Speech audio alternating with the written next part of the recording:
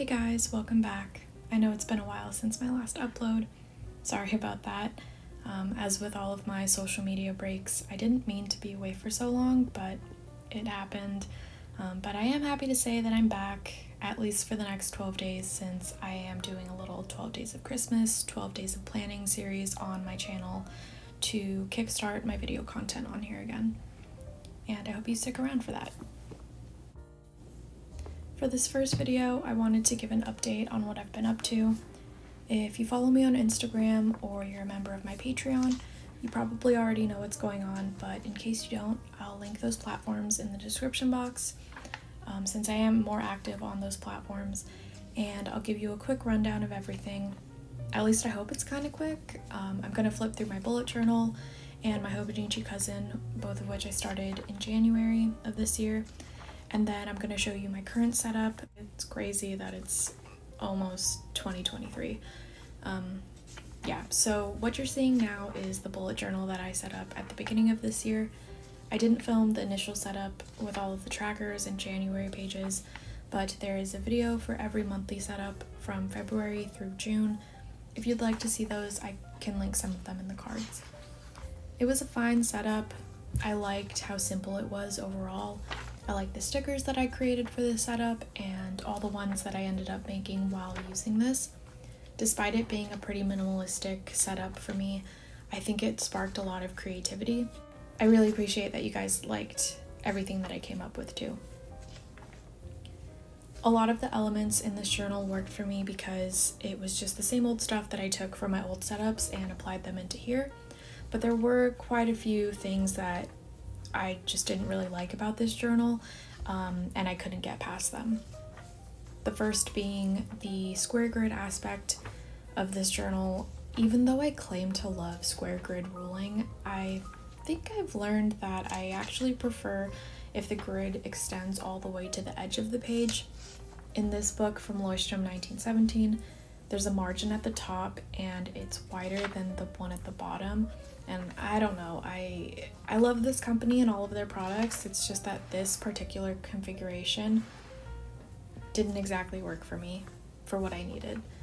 But that's okay because, as you'll see later, I still end up with quite a few books from them. So there's the grid, and I wasn't crazy about any of the pens that I was using in here. Definitely a me problem. And ultimately, I just couldn't find my groove in here. No matter how much I tried and pushed myself to continue with this notebook, it just wasn't right for me, so I ended up ditching it in June.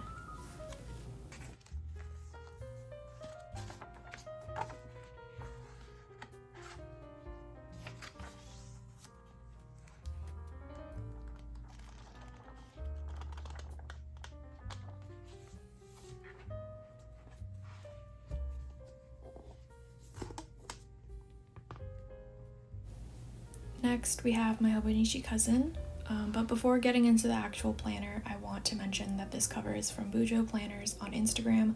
Maria makes the most beautiful covers and sells them from her Instagram page, so I will link that down below for you to check out because I still get a lot of questions about this cover.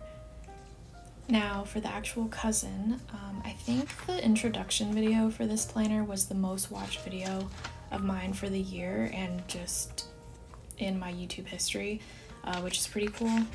I really enjoyed this book as my creative journal when I was using it as that, and then you'll see that I also end up using it as an actual planner in my system with some journaling, a full-on journal, a place to test some of my shop stickers. I wasn't super consistent in this book like I wanted to be, and there are quite a few gaps, but it was really fun to use. I feel like I had a really good run with this, and I'm actually using the cousin in 2023, but with a few tweaks.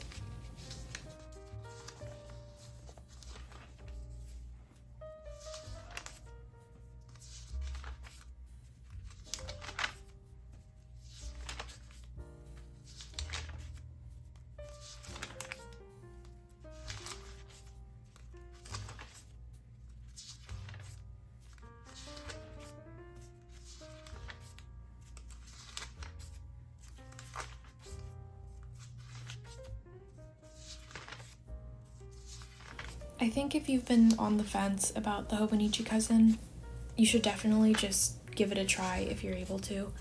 I find that with this notebook in particular, nothing really compares to this notebook. Like, with other planners, you might be able to find a really good dupe to scratch the itch, like the Hobonichi Weeks or other dated planners, but nothing quite compares to the actual Hobonichi cousin. The paper, the dimensions, the actual page real estate with all of the printed bits, and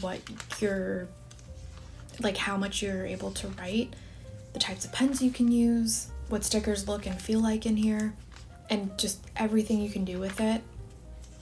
I think it's well worth the investment, and you'll learn a lot about your planner and journal needs with this book if you're interested in it. I think you need the actual cousin to experience it.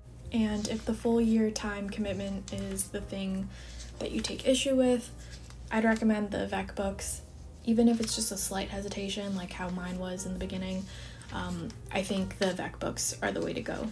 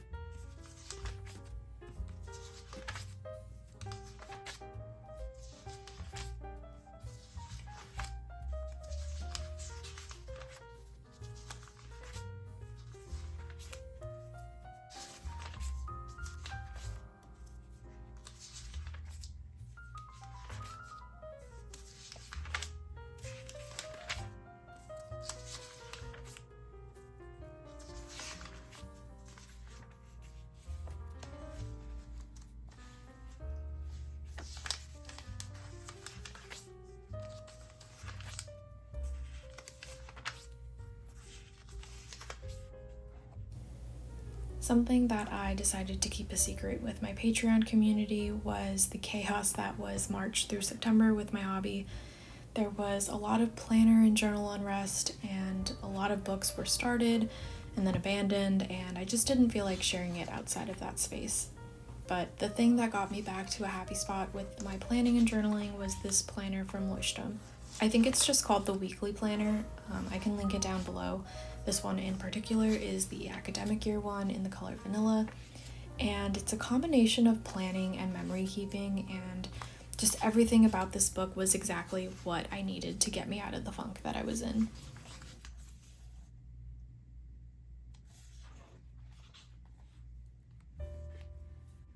Now for my December system, I've been using a Hobonichi Weeks Mega in a Motrim cover as my wallet and on-the-go planner, an A5 dot grid from Leuchtturm as a bullet journal, and a 2-book A5 system in a Hobonichi cover as my memory keeper.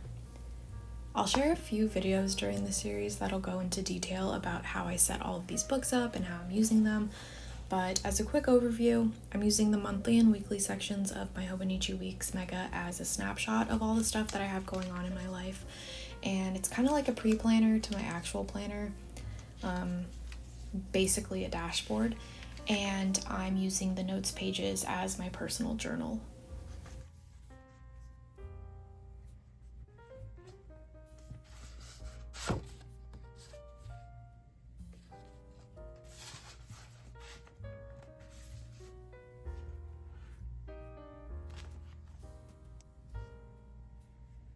For my bullet journal, I'm using a Leuchtturm 1917 120G edition notebook. It's the A5 dot grid one in the color Rising Sun, and it's absolute perfection. I love this notebook so much, and I knew I had to start using it as soon as possible, which is why I set it up for December.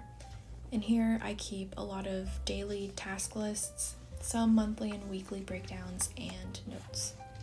And I forgot to mention this earlier when I was talking about my original bullet journal for the year, but I think that the black cover was another thing that I could not get on with that journal.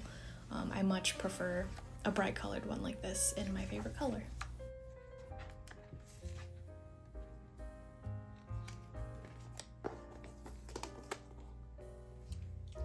And then finally, I have my A5 system. This is the Cloudy Moon cover from Hobonichi, and the nice thing about this is that it actually fits my Leuchtturm planner and one of the Cousin Avec books perfectly, along with the fountain pens that I use in either of them. These are what I call my logbooks, which are basically just memory keepers. These won't really get used until we get closer to the new year. I tried to start using this in December, but that didn't really work out. It's fine.